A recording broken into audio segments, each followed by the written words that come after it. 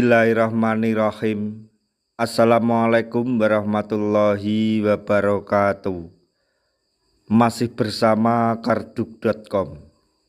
Pada kesempatan kali ini kami akan menyampaikan kabar penting yang datang dari Menpan RB terkait dengan nasib tenaga honorer di tahun 2024 ini, yaitu soal nasib tenaga honorer. Menpan RB akhirnya ungkap penentu pengangkatan P3K, ini rinciannya. Untuk selanjutnya silahkan simak video ini sampai selesai. Tapi sebelum kami lanjutkan, bagi rekan-rekan yang baru menemukan channel ini, tekan like dan subscribe-nya, dan juga tekan lonceng notifikasinya supaya nanti bisa mengetahui informasi terbaru terkait dengan rekrutmen CASN dan pengangkatan tenaga honorer menjadi ASN tahun 2024.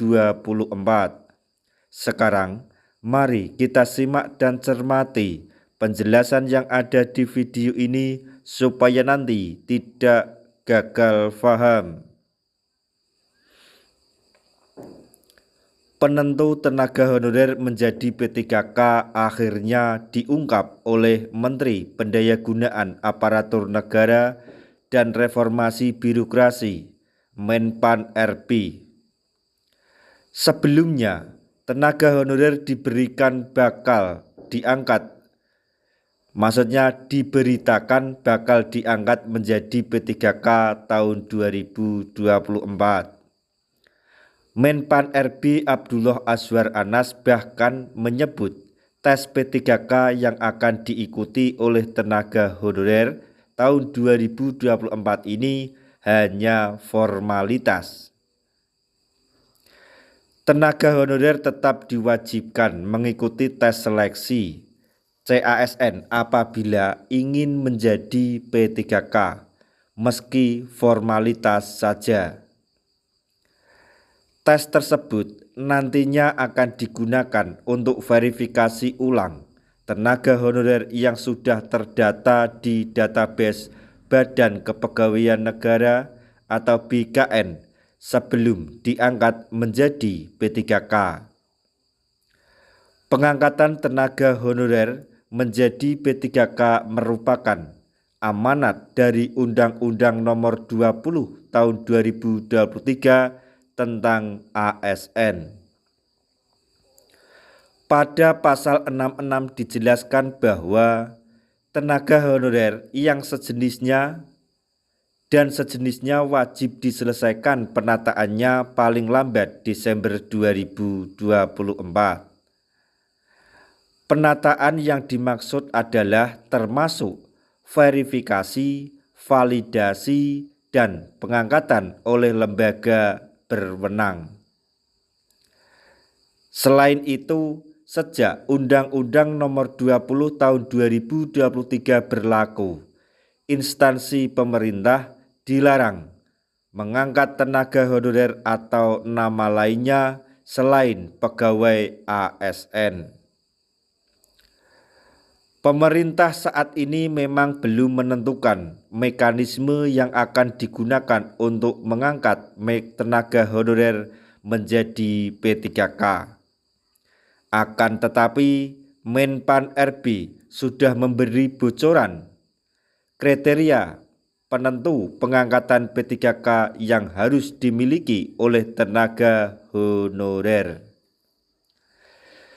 Kriteria tersebut diungkap oleh Menteri Pan RB Abdullah Azwar Anas pada saat rapat bersama BKN membahas progres pengadaan P3K tahun 2024 dan platform digital manajemen ASN di Jakarta pada hari Jumat tanggal 17 Mei 2024. Dalam rapat tersebut dijelaskan bahwa saat ini terdapat 1.888.851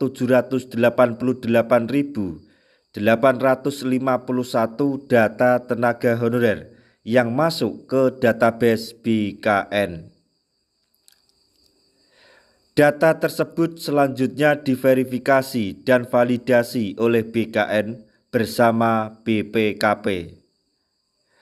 Pelaksanaan verval dilakukan menggunakan aplikasi verifikasi tenaga honorer melalui halaman https://verif.non-asn.bkn.go.id. BKN berperan sebagai penanggung jawab verval data tenaga honorer berdasarkan kelompok kerja atau Pokja kriteria 2 hingga kriteria 6. Adapun kriteria data Pokja yang menjadi wewenang BKN adalah surat keputusan pengangkatan dan masa kerja, usia, jabatan, tingkat pendidikan, serta surat pernyataan tanggung jawab mutlak atau SPTJM. Sementara itu, BPKP diberi tugas sebagai tim quality assurance dan penanggung jawab Pokja kriteria 1, yaitu data tenaga honorer berdasarkan honorarium. Menpan RB mengatakan bahwa saat ini pihaknya bersama instansi terkait sedang meracik kebijakan yang tepat sebelum pengangkatan tenaga honorer menjadi P3K. Kementerian Pan-RB bersama BKN saat ini sedang merumuskan formulasi yang tepat untuk mengakomodasi pengangkatan tenaga ASN P3K ini, kata Menpan RB. Rencananya, kebijakan pengangkatan P3K yang ditetapkan oleh Kemenpan RB dan BKN akan sesuai dengan hasil verval data 6 kriteria Pokja. Dengan demikian, pemerintah dapat menentukan kriteria tenaga honorer yang diangkat sebagai P3K penuh waktu dan P3K paruh waktu. Tentunya, formulasi tersebut berdasarkan verval 6 kriteria dan BKN. Dari BKN termasuk nanti P3K penuh waktu maupun paruh waktu, ujar Menpan RB. Berdasarkan laporan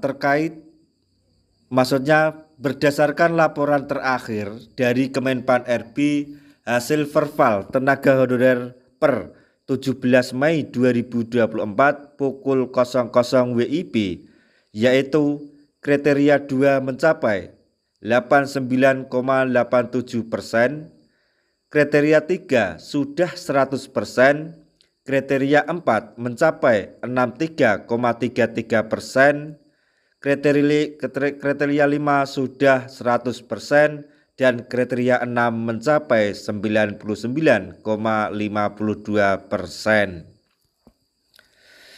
Nah, itu tadi informasi yang dapat kami sampaikan, informasi penting yang datang dari Menpan RB terkait dengan nasib tenaga honorer. Semoga informasi ini dapat bermanfaat bagi rekan-rekan tenaga honorer semuanya. Di akhir video kami mengucapkan banyak terima kasih. Wassalamualaikum warahmatullahi wabarakatuh.